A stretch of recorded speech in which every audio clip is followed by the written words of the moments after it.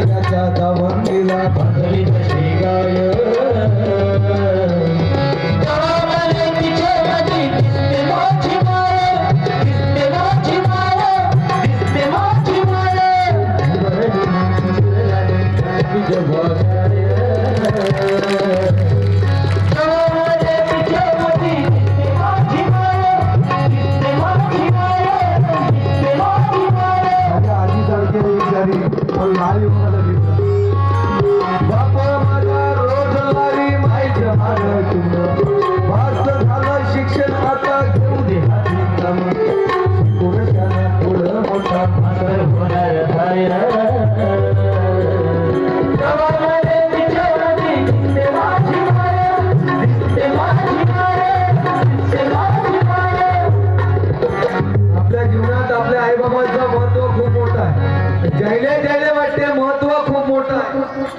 त्यानं हातवर करा पहिले असं सगळे हातवर करा सगळे असे दोन माझ्या सोबत रिदम मध्ये टाळी वाजवा करा चालू तुम्ही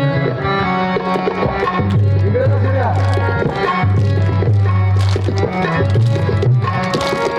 म्हणून म्हणतो आनंदाने भराल तुझी पुन्हा एकदा जन्म द्यावा भाई तुझ्या द्यावा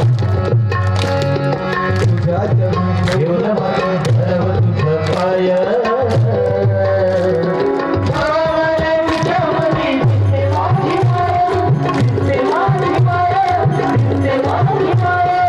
सर्व मायबाबाचे आभार मानतो.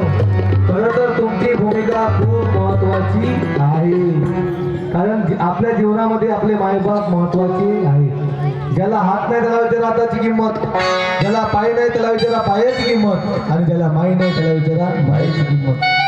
मायेसारखं प्रेम कोणी देऊ शकत नाही, बापासारखं प्रेम कोणी देऊ शकत नाही. साधं उदाहरण घ्या ना काकू, तुम्ही कधी परिवारासोबत जेवण करायला बसत असाल ना, पोरं तुम्ही आपल्या आईबाबासोबत बसता का जेवण करायला बसता. जर पोळीच्या पॉट मध्ये शेवटची पोळी जर उरली असेल आणि तुमच्या आईला जर खायची असेल, भूक लागली असेल तर ती खात नाही.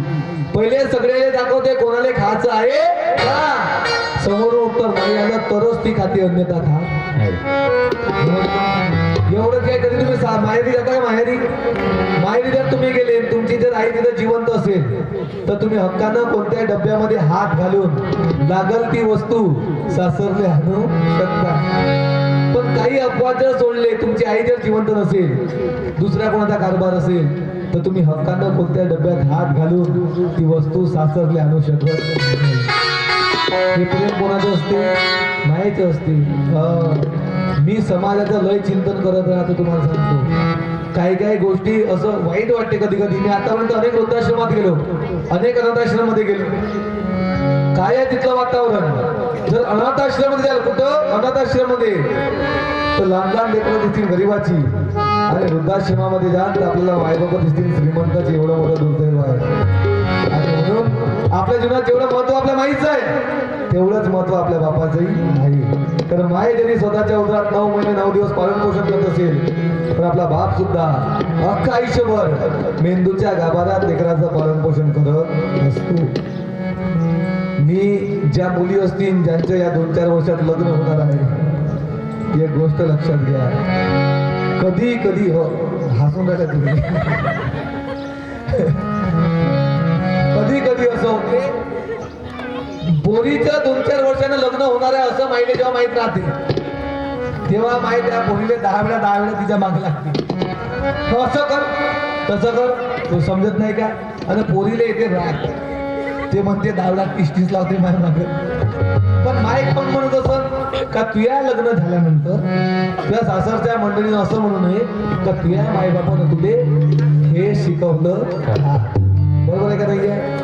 आता तुम्हाला 30 वाटते, पण टेन्शन घेऊ नका, तुमचं लग्न होणार आहे. तुम्ही जाल सासरले, पण तुम्हाला हक्कानं रागावणारं म्हणणारं समजून सांगणारं कोणीच राहणार नाही. म्हणून समजून घ्या. मग तुम्हाला माईची आठवणी राव मग फोन करा, हॅलो, तेव्हा तुम्हाला समजून. आणि एक विनंती करतो, तसे तुमच्या गाव चांगला आहे, सासवा सुना मस्त मिळून नसून राहता. लय प्रेम आहे तुमचं सासूच्या सुनावर, सुनेच्या सासूवर. एक विनंती करतो, जसं पोलीच्या हातून चुकी झाली तर तुम्ही गावभर पिटता घरात दाबताना 2-3 जागावून. पण काही सासू एवढ्या कलाकार राहते, काही सुना एवढ्या कलाकार राहते, घरातली गोष्ट बाहेर सांगते. कोठी यायले वाटते का लोकायले जखम दाखवला तर लोक मलम लावून देतील. लोक मलम नाही लावत, तिखट मीठ टाकते त्याच्यावर. म्हणून त्याईले पोलिसांना समजा ना बा, कारण लग्नाचा तो प्रसंग काही वेगळा असते, बरोबर आहे ना. बापाच्या डोळ्यात पाणी, भावाच्या डोळ्यात पाणी, तो प्रसंगच काही वेगळा राहते. पाठवणीची घटिकाली गंगा जमुना अतिरुधारी, गंगा यमुना अतिरुधारी, गहिवरला मंडप सारा, गहिवरला मंडप सारा, मायानी वेडी बेसरी माहेरची साडी, नेसली माहेरची साडी, सासरलाची बहीण निघाली भावाची लाडी, नेसली माहेरची साडी, नेसली माहेरची साडी. माझ्या तरुण बांधवांना विनंती करतो, आपले वडील जरी आपल्या मागत लागत असतील, असं कर तसं कर रागवत असतील, तरी वाईट वागून घेऊ नका. का वाईट वाटून घेऊ नका. एक लक्षात घ्या, आपल्या हातून जर काही वाईट कृत्य घडलं आणि आपल्याला जेल जर झाली तर वकील करणार आपला बापा. त्याच्यासारखं प्रेम कोणी करू शकत नाही. माझे वडील आता मरण पावले, 15 दिवस ऍडमिट होते, 2 वर्षापासून आजारी होते. 2 वर्षापासून त्यांना चालता येत नव्हतं. माझं स्वप्न होतं माझ्या वडिलांनी चालावं. एका काळात माझ्या वडिलांना स्वप्न पाहिलं असेल का माझा पोरगा चालायला लवकर शिकला पाहिजे. ते स्वप्न मी पाहिलं होतं 2 वर्षापूर्वी की माझे वडील चालले पाहिजे. जमेल ते तेवढे प्रयत्न केले, असं नाही. शाळाही करत होतो, कार्यक्रमही करत होतो, मी शिक्षणही घेत होतो, त्यातूनही वेळ काढून वडिलांना वेळ देत होतो. कार्यक्रम करून किती वाजता जाणार तुम्ही घरी? 3 वाजे 4 वाजे. त्यांच्या रूममध्ये जर गेलं तर माझे वडील एक प्रश्न आवर्जून विचारायचे, बेटा तू जेवण करून आला का? आणि मी पण त्यांना विचारायचं तुमचं जेवण झालं का? त्यांनाही बरं वाटायचं, मलाही बरं वाटायचं. आम्हाला नेत्याच्या मागं फिरायचे आमच्याकडे वेळ आहे, पण स्वतःच्या बापाने तुमची तब्येत कशी आहे, तुम्हाला कसं वाटते, तुम्हाला टेन्शन आहे का, हे विचारायला वेळ नाही. जवान पोरगा असताना बाप फासावर जातो कर्जासाठी. आमचं जवान राहणं कोणत्या कामाचं मग? खरं तर त्या वयात बापाला पोरानं हिंमत द्यायला पाहिजे की खचून जाऊ नका. येणाऱ्या संकटाला आपण पाहून टाकू, पण खचून जाऊ नका. लक्षात घ्या, मी डॉक्टर साहेबाकडे वारंवार जात होतो आणि डॉक्टर साहेबाला म्हणू माझ्या पप्पाचा ब्रेनचा प्रॉब्लेम झाला होता. मी माझ्या डॉक्टर साहेबाला म्हणू, साहेब वडिलांनी मला मारझोड केली तर चालते, शिवा दिला तरी चालते, पण माझे वडील वाचले नाही. येऊ शकले ते दिवस. माझे वडील एवढ्या लवकर मला सोडून जातील वाटलं नाही. पण तुम्हाला सांगतो, आता तरी तुम्हाला जवळ असलं बाप माझ्या मागे लागते, दावडा दावडा म्हणते, पण एक दिवस हक्कानं रागवणारा तुम्हाला कोणीच लागणार नाही. तेव्हा त्यांची किंमत करेल तोच तो बाप. उरामदी माया त्याच्या काळ्या मेघावानी, दाखविना कधी पुन्हा डोळ्यातलं पाणी. झिजो झिजो संसाराचा जगा हातला, वटामधी हसू जरी कना वाटला.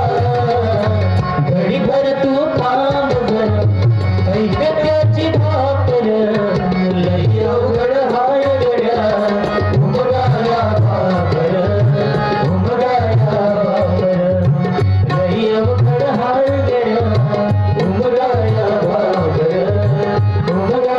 आणि म्हणून हे विचार समजून घ्या, समजून घेऊन जीवनामध्ये उतरवा.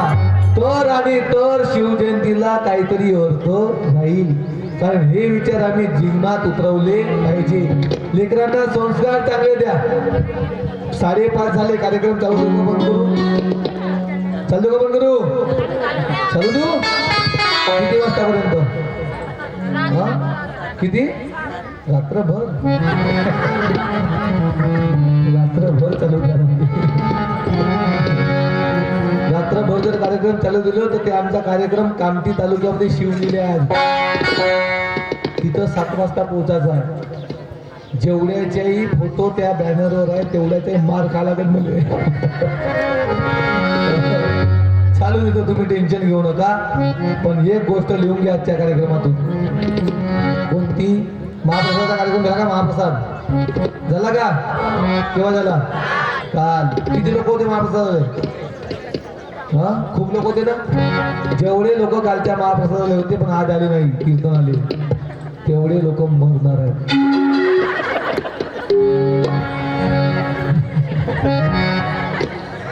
तुम्ही वाचणार का? मग तुम्ही त्याच्या पहिले लंबे होणार. आम्ही साऊंडवाले हो, नका ते साऊंड सिस्टम काढावा याच्यासाठी. ते आणि आम्ही सोबत जाणार.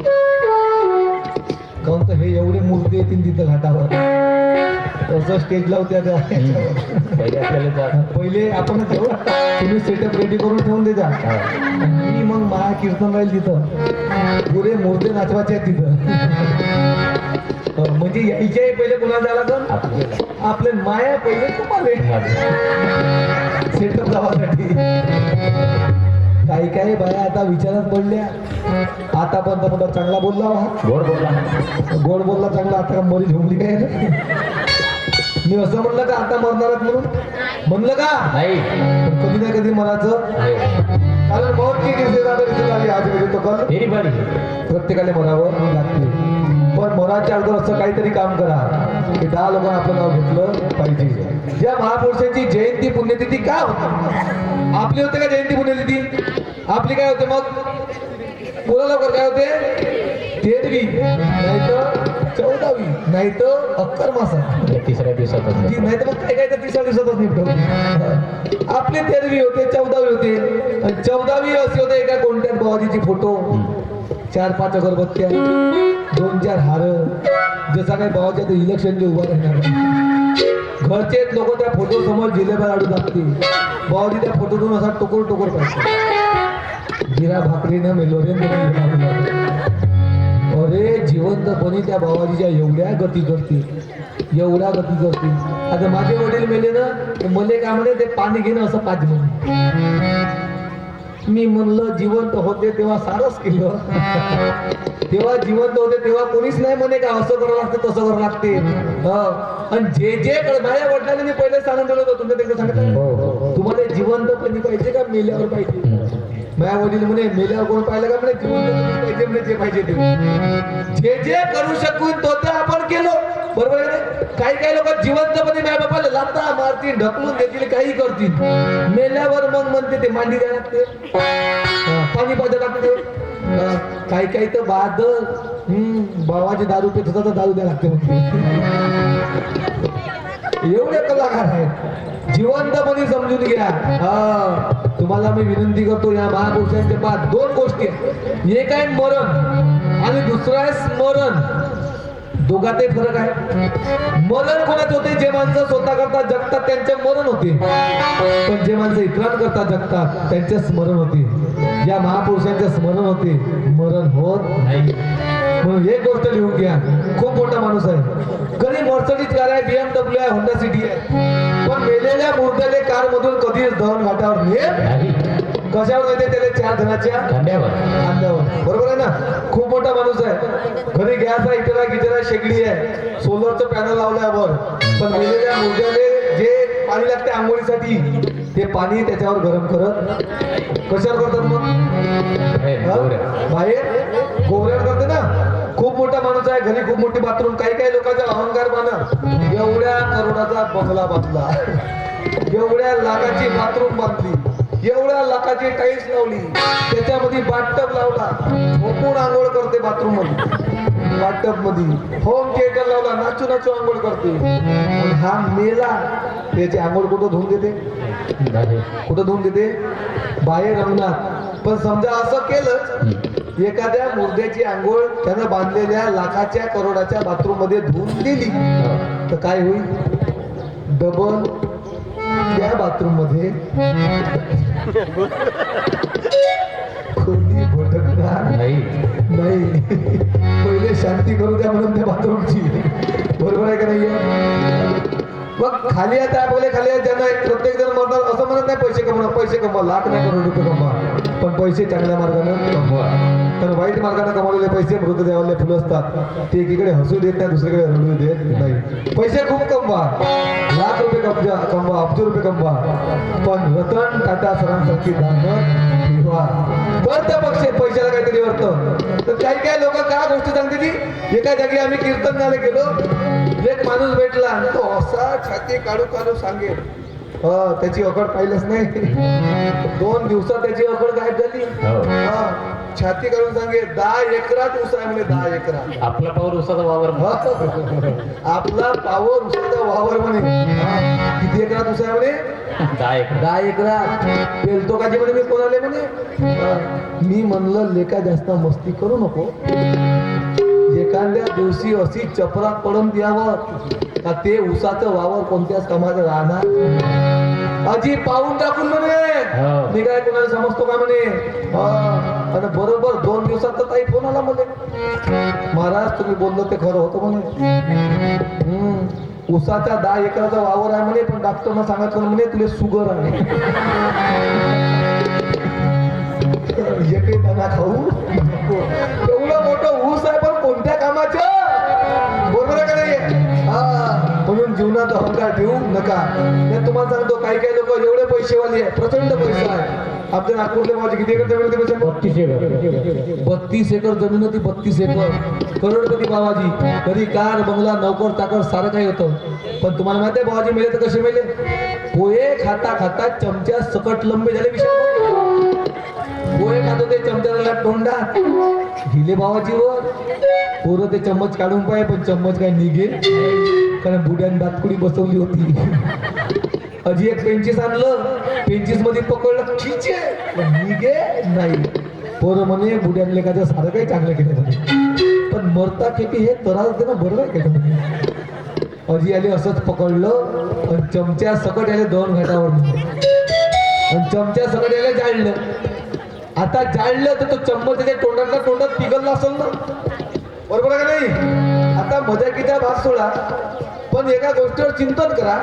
एवढा करोडपती बाबाजी आहे, घरी कार आहे, बंगला आहे, नौकर टाकर सारं काही आहे, पण शेवटी बाबाजी गेला तर का घेऊन गेला? लहानसा चम्मच. का घेऊन गेला? लहानसा चम्मच. तुम्हाला विनंती राहील, तुमच्या गावाला दरवर्षी हा कार्यक्रम होते का नाही होत? होते का नाही होत? होते ना. मग या कार्यक्रमाची जर कोणाकडे वर्गणी बाकी असेल,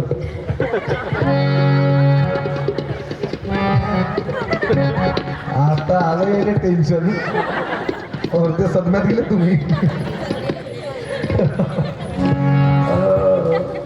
कोणाकडे वर्गणी बाकी असेल तर आनंदीच्या त्या बुड्यासारखं चमच्यासारखं तुम्ही नंबर वाटत. काही काही लोक एवढे कलाकार कार्यकर्त्याला खाली पिली समजते. काही लोकांना वाटते का कार्यकर्त्याला काही कामधंदेच नाही. काही काही लोक वर्गणी मागायला त्याच्याकरता. तुम्हाला नाही कोण म्हणला एवढं चांगलं काम आहे, मागच्या वर्षी चांगला प्रोग्रामचा कार्यक्रम घेतला, बरं झालं, लहान लेकरांसाठी आवश्यक होता, तुम्हाला कोण हिशोब मागते, तुम्ही काही होऊ का? अजी पण साऱ्या गोष्टी आहेत. तो पहिले तो पावती तर फाडा. तुम्हाला कोण काही म्हणलं का? तुमचं म्हणणं चांगलंच आहे, तुम्ही जे काही करता ते चांगलंच करता. तुम्ही बाहेर गावी राहता पण गावासाठी तळमळ झटता, हे चांगलंच आहे. आकडा तर लिहा. मग तो म्हणते ली 11 रुपये म्हणते. काय म्हणते? ली 11 म्हणते. आणि जेवण करायला डब्यासकट हजर होते. आणि जेवता जेवता म्हणते सेव गावात फक्त सेवच का म्हणते बुंदी पाहिजे होती म्हणते. मग एवढे कलाकार आहे. लक्षात घ्या, माणसाचं आयुष्य कमी आहे, पण ते आयुष्य समाजाकरता जगा. जे हे महापुरुष जगले, कारण आपला भरोसा नाही. मी कामाले होतो ना, रोजच्या 7-8 देत गोळ्या पावजी, रोज समोरून जाय. आताच चांगलं होतं, आताच मध्ये माझ्याकडे एवढा बंगला आहे, तो तिथं ऍडमिट. केव्हा का वेळ सांगता येत नाही. म्हणून तुकडोजी महाराज लिहितात, मेरा मेरा कहते कहते सारी उम्र गमाते, सारी उम्र गमाते,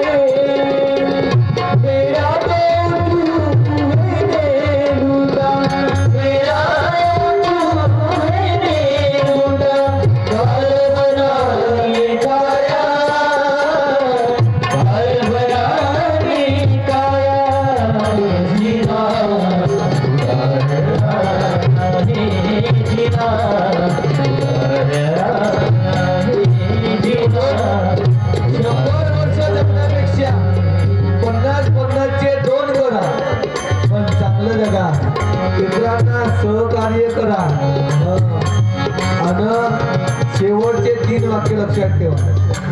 पहिले तर एक गोष्ट लक्षात घ्या, जीवन जगत असताना कधीच अहंकार ठेवू नका. पण माणसाचं जीवन आहे अहंकार येते, कोणाला पैशाचा, कोणाला कलेचा, कोणाला सत्तेचा, कोणाला सौंदर्याचा. पण अहंकार आलं तर एकच काम करायचं, सकाळीच तयारी करायची आणि नागपूरला यायचं. कुठं यायचं माहिती आहे का? नागपूरला 2 फेमस घाट आहेत. हे काय मोक्षधाम घाट, दुसरा आहे गंगाबाई घाट. तिथं यायचं, बसायचं, थोडा वेळ चिंतन करायचं की आपण जीवनात कोणत्या गोष्टीवर अहंकार बाळगतो. अरे आपल्यापेक्षा चांगले लोक तिथं घाट बनवून पडलेले असतात. हा संदेश घेऊन जा. म्हणून शेवटचे 3 वाक्य लक्षात ठेवा. 3 वाक्य बोलतो आणि कार्यक्रम बंद करतो. वाक्य नंबर 1, बसताना असे बसा.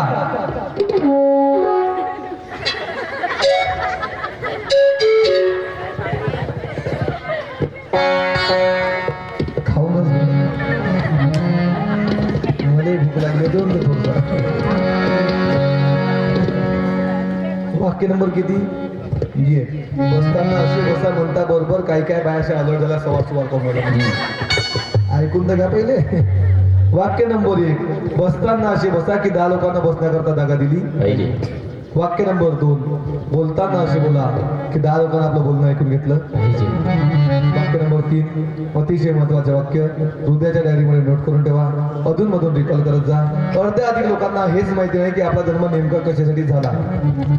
आपण जनावरासारखा जन्म घेतो, जनावरासारखं खातो, जनावरासारखं लेकरं जन्माला घालतो, जनावरासारखं मरतो. पण आयुष्याचा अर्थ अजून कळला नाही. तुम्ही आम्ही कधी ना कधीतरी मरणार आहात. मरू ना, मरू तेव्हा सरणावर झोपलेले असू. सरणावर झोपलेले असताना जगाचा निर्मिक तुम्हाला एक प्रश्न विचारेल,